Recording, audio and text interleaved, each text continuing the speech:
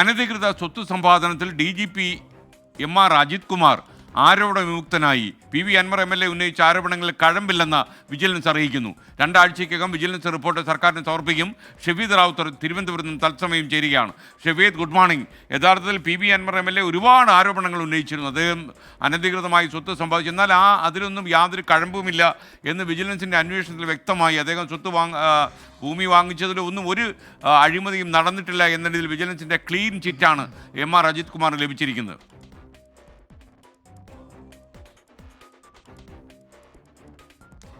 SKN very good morning. SKN സൂചിപ്പിച്ചതുപോലെ തന്നെ ഇപ്പോൾ വിജിലൻസ് MR അജിത് കുമാറിന് ക്ലീൻ ചിറ്റ് നൽകിയിരിക്കുന്നു. അതായത് ക്രമസമാധാന ചുമതല ഉണ്ടായിരുന്ന ADGP MR അജിത് കുമാർ അദ്ദേഹത്തിന് സ്ഥാനം നഷ്ടമാകാൻ പോകുന്ന സാഹചര്യത്തിലേക്ക് ഉള്ള കാര്യങ്ങളുടെ തുടക്കമായിരുന്നു PV അൻവറിന്റെ ആരോപണങ്ങൾ. PV അൻവർ ഒരു ഡസൻ കണക്കിന് ആരോപണങ്ങൾ MR അജിത് കുമാറിനെതിരെ ഉന്നയിക്കുകയും ചെയ്തു. ഇതിൽ ഏറ്റവും പ്രധാനപ്പെട്ടത് സാമ്പത്തികമായിട്ടുള്ള ചില ഇടപാടുകൾ സംബന്ധിച്ചുള്ള കാര്യങ്ങളായിരുന്നു. എന്നാൽ അതടക്കമുള്ള കാര്യങ്ങളിൽ വിജിലൻസിന്റെ പ്രാഥമിക അന്വേഷണത്തിൽ MR അജിത് കുമാർ കുറ്റവിമുക്തനാകുന്നു എന്നുള്ളതാണ് നിലവിൽ നമുക്ക് ലഭിക്കുന്ന വിവരങ്ങളിൽ പ്രധാനപ്പെട്ട ഒന്ന്. അതിൽ ഏറ്റവും പ്രധാനം കവടിയാറിലെ അദ്ദേഹത്തിന്റെ വീട് നിർമ്മാണവുമായി ബന്ധപ്പെട്ട PV അൻവർ ഒരു വാർത്താ സമ്മേളനം വിളിക്കുകയും ആ വാർത്താ സമ്മേളനത്തിൽ ചില ആരോപണങ്ങൾ ഉന്നയിക്കുകയും ചെയ്തു. എന്നാൽ ഈ വീട് നിർമ്മാണവുമായി ബന്ധപ്പെട്ട ഏതെങ്കിലും തരത്തിൽ ക്രമക്കേടുകളില്ല, അല്ലെങ്കിൽ ക്രമക്കേടുകൾ MR അജിത് കുമാർ നടത്തിയിട്ടില്ല എന്നുള്ളതാണ് വിജിലൻസിന്റെ പ്രാഥമികമായിട്ടുള്ള കണ്ടെത്തൽ. മാത്രവുമല്ല, അതിലെ സ്വത്ത് വിവരങ്ങൾ എങ്ങനെ കിട്ടിയെന്നടക്കമുള്ള കാര്യങ്ങൾ MR അജിത് കുമാർ വിജിലൻസ് മൊഴിയെടുക്കുന്ന ഘട്ടത്തിൽ തന്നെ വിജിലൻസ് ഉദ്യോഗസ്ഥരോട് വിവരങ്ങൾ കൈമാറുകയും മാത്രമല്ല അതുമായി ബന്ധപ്പെട്ട രേഖകൾ കൈമാറുകയും ചെയ്തു.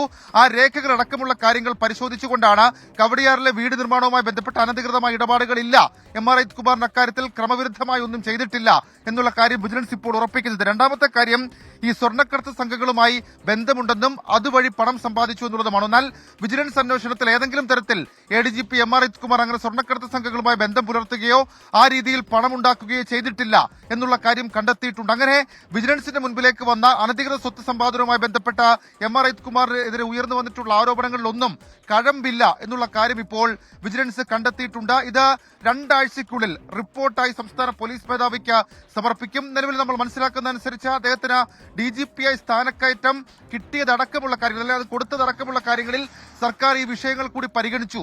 വിജിലൻസിന്റെ പ്രാഥമിക അന്വേഷണ വിവരങ്ങൾ കൂടി കേട്ട ശേഷമാണ് സംസ്ഥാന സർക്കാർ MR അജിത് കുമാറിന് DGP സ്ഥാനക്കയറ്റം നൽകിയത് എന്നുള്ള വിവരം കൂടി ഈ ഘട്ടത്തിൽ നമുക്ക് ലഭിക്കുന്നുണ്ട്.